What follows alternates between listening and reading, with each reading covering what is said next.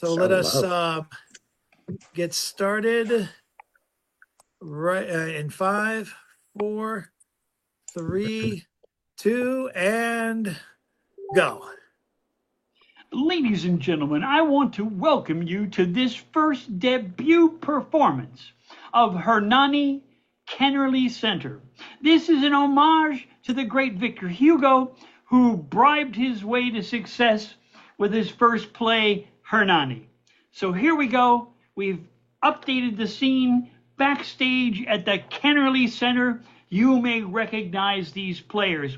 First, we start scene 1. Backstage at the Kennerly Center. Scene 1, the ghost warns DeTrumpo of shenanigans afoot.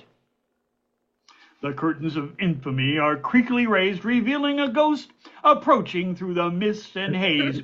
He interrupts the DJ, snorting 4 lines of Adderall. We want to warn you, darling Donald, your relationship is largely hollow.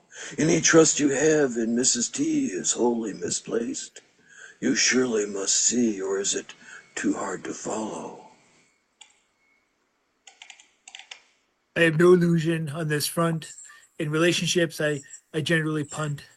I take what I want, but I make them pay. I have no illusions, no matter what they say. It's cash and carry, that's my way. If that's too hard to swallow, that's A-okay. Donna Melancholia de Moroso still has some tricks. What's she up to? Ain't picking up sticks. I think she's ready for a big trade-up. Keep an eye out, brother. She's still got some stuff. She's still got some moves and still a looker. With a well-seasoned pass and in the right lighting, she might pass for a high-end hooker. Who are you guessing? Say maybe JD? He's still in the groove, but he's nothing special like me. I'm not saying Marquis of Muskrat's on the hunt, but he's so juiced up he might consider try to pull off some kind of stunt.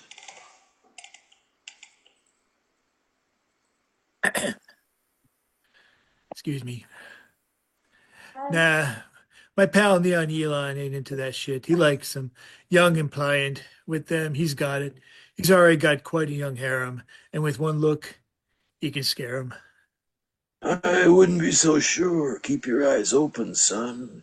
Grabbing some nearby, that's just how that's done.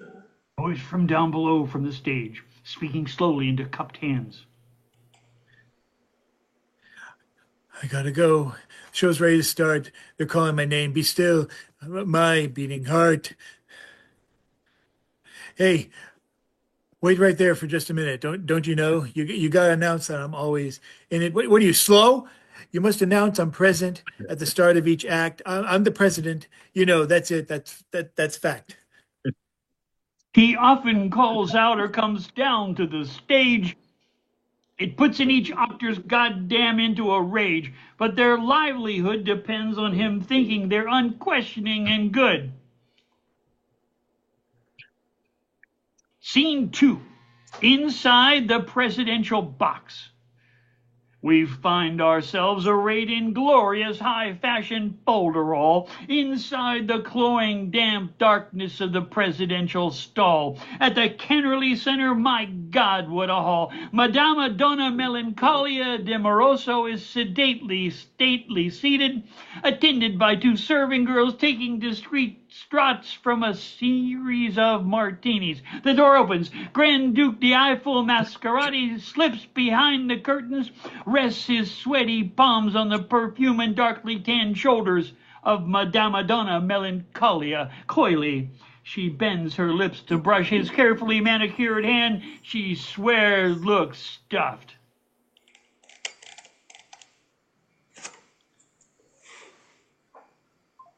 Oh, Madonna, your scent intoxicates me even more than the glory I see. Mascarati, don't be a fool. We can never be together. I will not be your tool.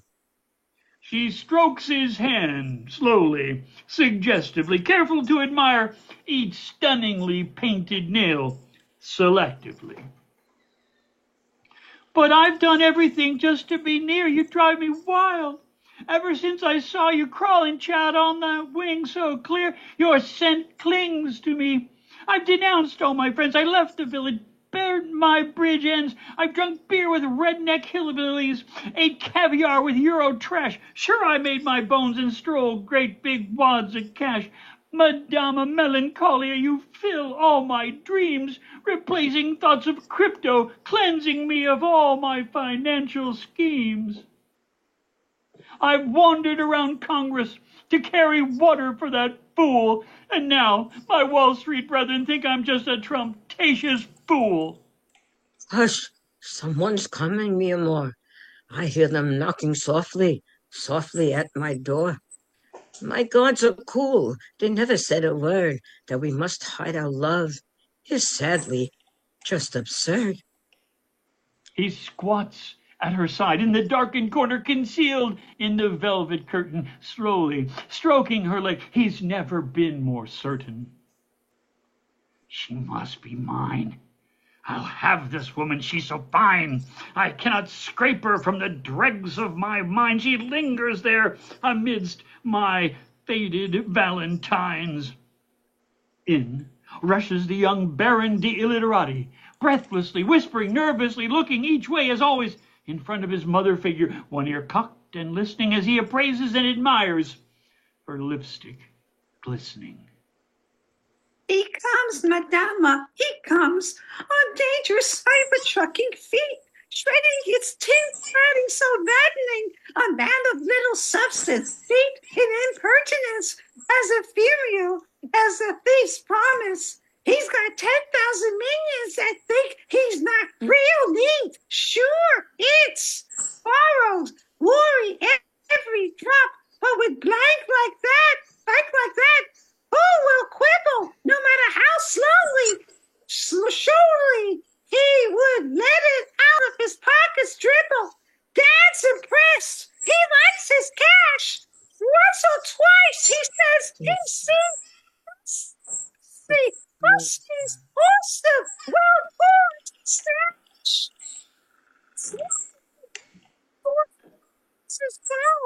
To see the size of what's in Daddy's filthy, dirty hands, or so I'm told.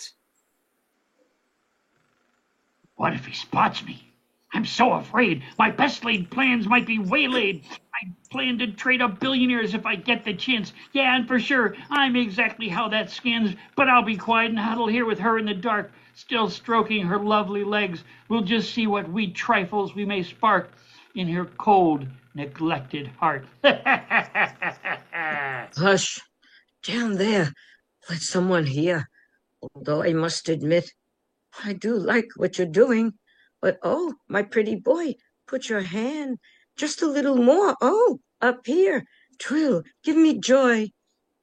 The Marquis enters his entourage with a robot in tow. His AI pet, you know, he calls him Grok. He can do anything, including talk. In fact, compared to the Marquis in conversation, Grok himself could out-talk a whole diplomatic station. And if all his skills were better known, he's a touch more than a flirt.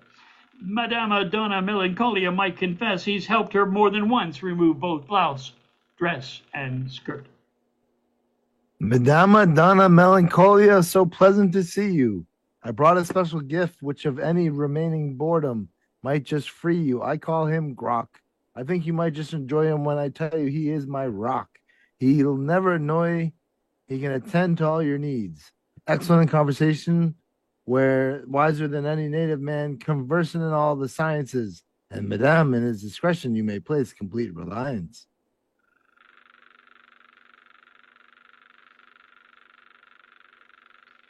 In addition, I make this recommendation an excellent masseuse, and I urge you to try him for that oh so very personal use. There's a knock at the door, and a disturbance at the door. One of the Marquis' minions pokes his head in to assure the rabbit is on this floor. I'll step in this closet here. I don't wish him as yet to know I'm so very near. The Duke lifts up his head to get a peek as the muskrat ducks in the closet deep. The noise at the door bestirs the entourage in the box. Could they protect and say behind steel locks? The young Baron de Illiterati bursts in bold to share what news he in his hands doth hold. It seems Don Gitrumpo doth storm at actors on the stage. They did not dedicate the show to him, and therefore wild and vivid doth he rage. Uncontained by his staff he shouts and storms. Those backstage behind the curtain doth with peals of laughter roar. Those suitors concealed must stifle their humor, lest some young prince be apprised of their plans for his father's doomer, lest he rush in all filled with dread and warn his errant father of the impending storm. I'm the star. I'm the star. It's my star on the door. It's the best door. Wait. It's supposed to be me. Sorry, ad-libbed. She yet full of wrath returned, and he, with all his bridges, his allies, and his staffers burned. I will stand to soothe his spleen, lest he pour out on you his angry, spouting screams. Worry not, my gentle boy. His humor laid out and weighed will be my toy. He doesn't practice his tempers on me with one of my winning swimming glances, or else he'll never more a happy man have joy. This man's my toy, my charming boy. The Baron departed to ease the humor wherein his father's temper streamed the doomer. John de Trumpo would be interrupted by another spirited intercession to dispel the lies, the rumors, the ever-mocking indiscretion. I must go check on my boys as they install their omniscient software toys. I've invented everyone to investigate Frog and Obtuse. I'm the one who holds the gun. We'll get this done by hook and crook, but I better go and have a second look in case they shut down the U.S. mail. I hate to be the one to place the precedent in jail. Once we get the Epstein data, no matter what he says, he'll be down in the crater till, oh, so very much later. Now, he's left. I'll have my way with this, Madama. That's okay. Let me check my eyeliner. Oh, son of a bitch! When I knelt down to caress her calf so near, I must have smeared my damn mascara. You must leave now, my pretty boy. I don't want you to hear when the Don appears. He'll just be annoyed. Just now you've been so useful, and for me such a smooth talker, Tootha. But better run, just in case. Lately he's been packing a gun. He's gonna test his luck to shoot any old pedestrian. He'd like to plant a boot on someone's life. It'll be too easy, though, if he caught you here with his neglected, much suspected wife. The Mascara Duke unfolded and stood, though he's done himself a little good, stroking Madame Madonna's pretty legs. And when he stood, he was surprised to find the Marquis emerging from the closet right before his carefully well-painted eyes. What's this guy doing here with you? He'd be better off back where he belongs, locked in a zoo. Get out of here, you crazy hack. Out of here before I blow my stack. I got half a mind to turn both your eyes all blue and black. Now, just a minute, my high-tech chum. I've friends of mine, and if I call them, they'll be on the run. I'm on a mission here. Besides, my old chum, Donnie J, he's just got a few more tricks to play, and then you'll see, gosh darn it, Jim, he'll be on his way. He'll take the heat and be buried with a scandal, and I'll be the savior. That's a role I can handle. I've been cast as our very first king, and they even let me pick my ring. Boy golly, they designed a royal robe for me. OMG, you just gotta see. Donnie's a seat warmer, and if you didn't know, he'd be buried like the old story goes. Out back of the village, though. They selected me for the very top seat, and they've shown me the scepter. It's so resplendent and neat.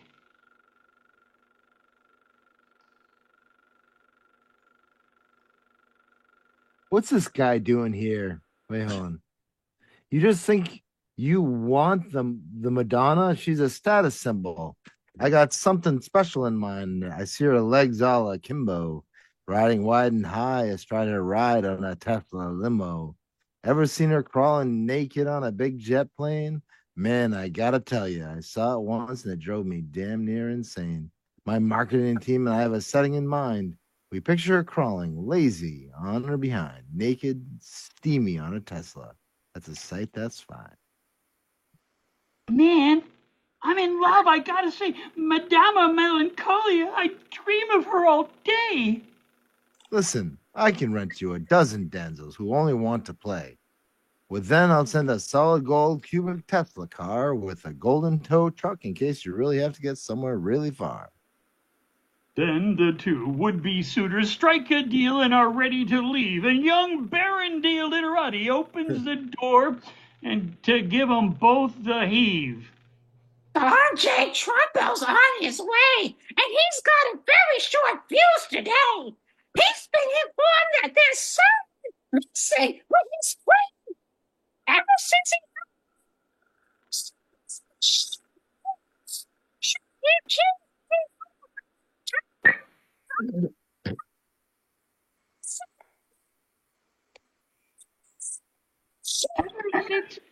Ever since he heard from that ghost, he's been shitting beans. Should he, full of wrath, return, then Donna Melancholia de Moroso will get another major lesson. Will she never learn? Scene 3. Just outside the presidential box. Don J. Trumpo races down the hall, waving a serious pistol after all, hoping to get a chance to shoot any random entity. His pistol's loaded with hollow point bullets, and he's got plenty. Oh, crap. Away, you fiends! Away, you're the worst fiends. Fiends. Sorry, lost my space. Away, you fiends! Hide thee from my door. If Donna Melancholia de Morso has been assaulted, you know what you're in for. Once more, let me say, I'll send your asses to blazing hell today. Yes, you must have come. I've been with them all along. Nothing has happened. All is well.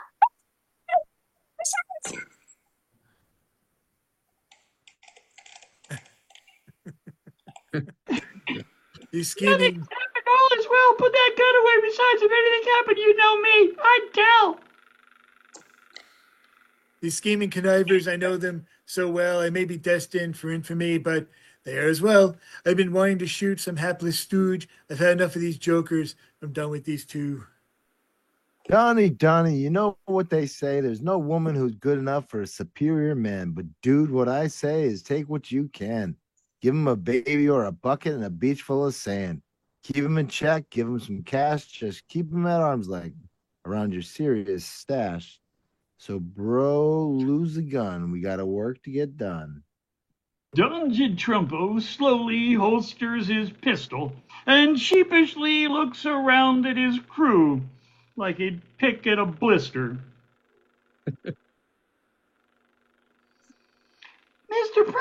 Mr. President, cool your fiery jets. We haven't even decided who she'll be riding with yet. While you were raging on the stage, we were discussing and deciding who gets her once you're out of range. Because you might as well face it, son, it's over. Will you never learn to act your age? Don J. Trumpo draws his gun. Tell these villains they better not run. If you move, I'll drill you, silly. You'll be whistling in the wind like that jackass Billy. Don't shoot, Daddy. You might hurt someone. Well, I sure hope so. That's exactly why I brought this loaded gun.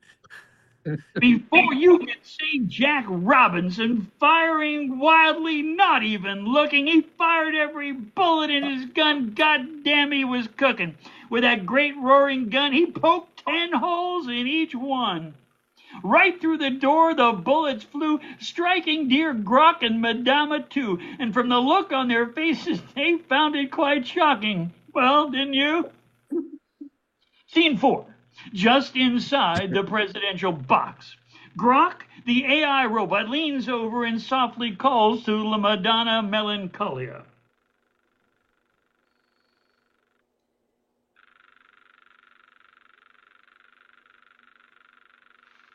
I think that's Jackie. Oh, Jackie. you're the one for me. You're the one above all, whose eyes I'd rather see. You've had so many intimacies That much is true, but you're the only one I want. But I will ask just one lovely eye from you. Grok, the AI robot, leans over and softly calls to La Madonna Melancholia, who now, wounded, has fallen from her chair, her blood splashed and slowly clotting everywhere.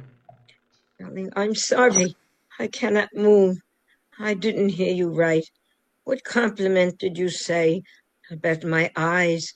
I want to get it right. And know what you'd say.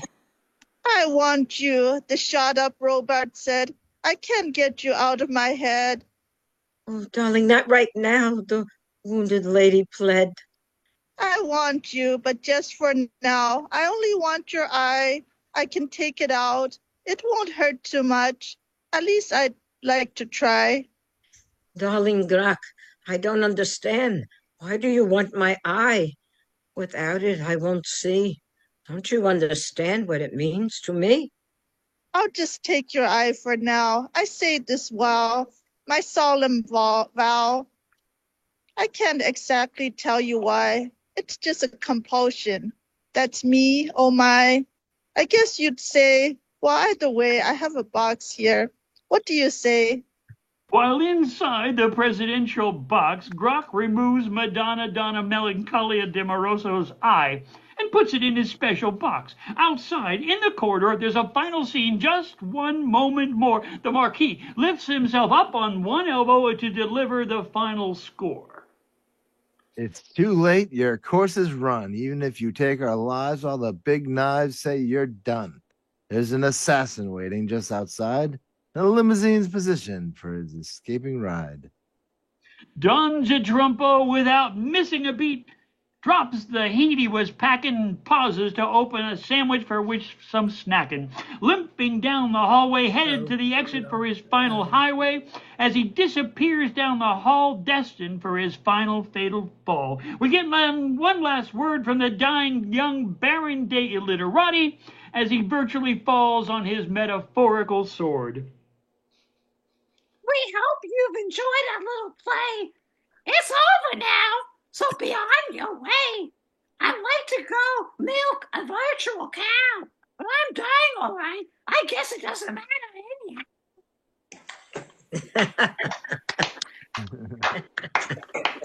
I Marge Simpson. I knew you were channeling Ralph Wiggum there for a little bit.